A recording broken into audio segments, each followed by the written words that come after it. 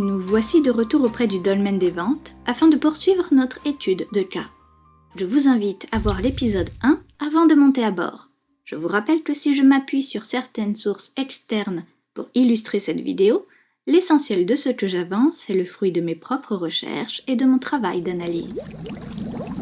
Si je vous livre ces informations en vidéo, dites-vous bien que c'est parce que derrière, j'ai déjà acquis un certain nombre de réponses, ce qui me permet aujourd'hui de vous distiller quelques gouttes de cette connaissance.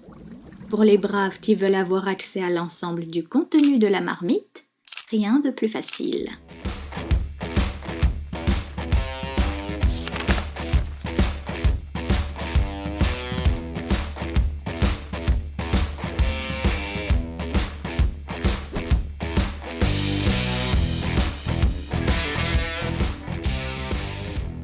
Notre pierre courcoulée, comme le dolmen de l'Hôtel-Dieu, est un poudingue.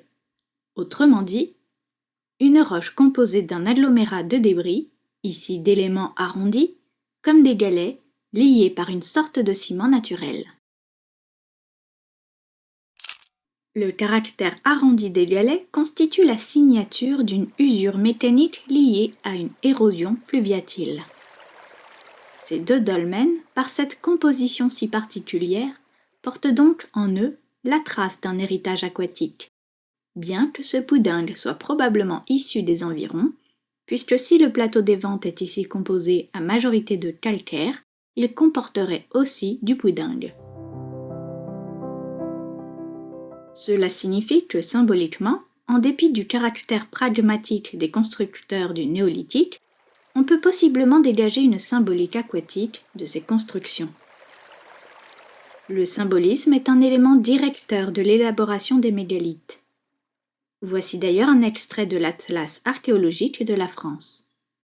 La couleur des roches, leur aspect, leur origine géographique, la présence de fossiles ou de reliefs particuliers sont des critères qui déterminent le choix des pierres et leur emplacement dans ces monuments dont la création relève d'une conception autant architecturale que symbolique. Les lieux d'édification, souvent sur des éminences naturelles, répondent aussi à des choix complexes, alliant spiritualité et pragmatisme.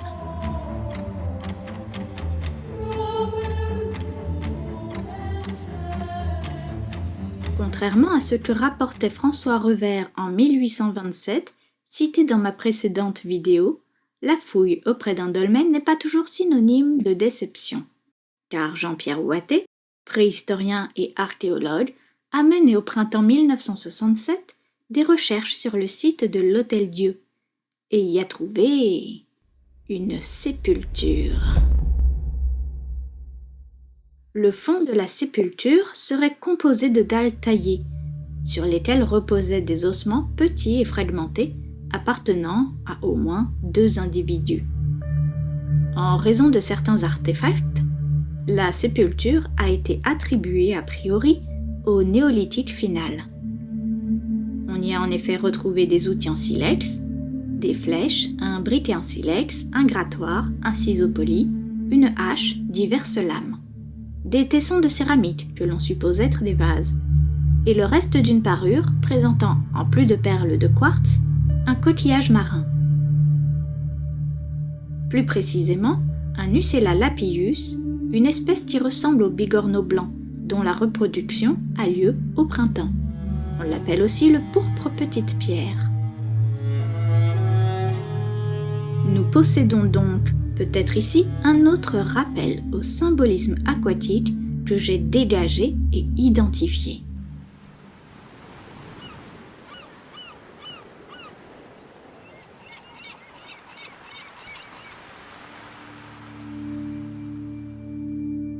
Les mégalithes peuvent selon moi intégrer des sépultures, notamment pour des raisons symboliques.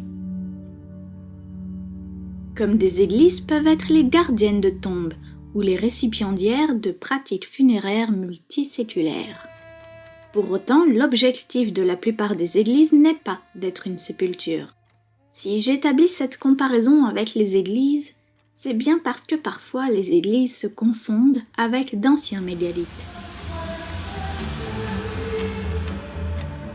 Le fait d'intégrer des sépultures à un lieu de culte obéit probablement à une très ancienne tradition, la même tradition qui a conduit des populations à enterrer des défunts dans des silos à céréales, comme c'est le cas en Alsace à Eichenheim.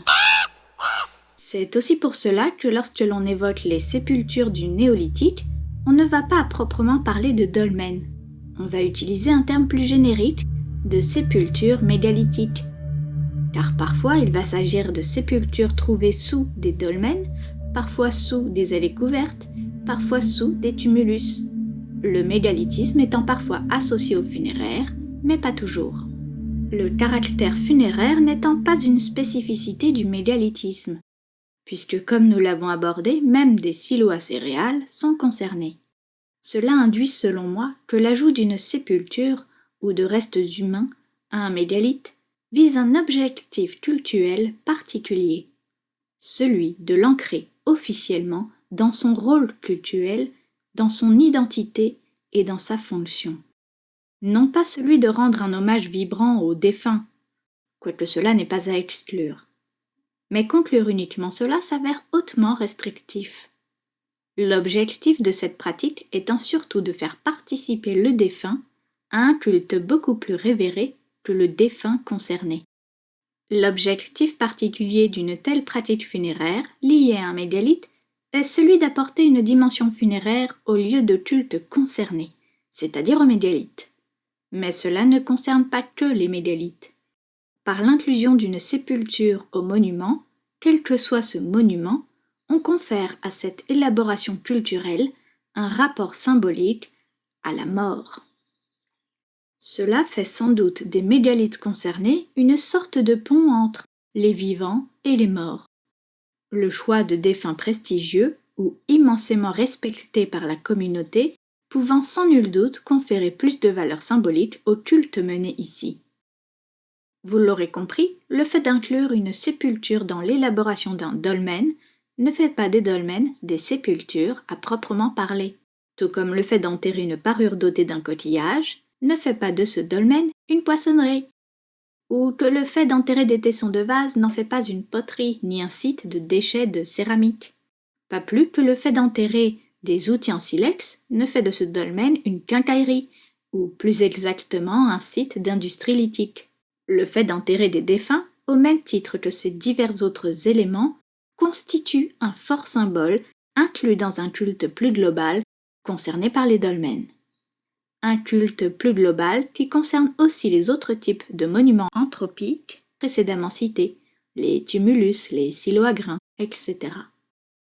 Aussi, pour élucider le mystère des dolmens, et dans notre étude de cas particulière, les dolmens des ventes, faut-il parvenir à comprendre la raison symbolique qui se cache derrière le fait d'associer les morts avec du mobilier issu de potiers, de taille du silex et de parures ornées d'un coquillage.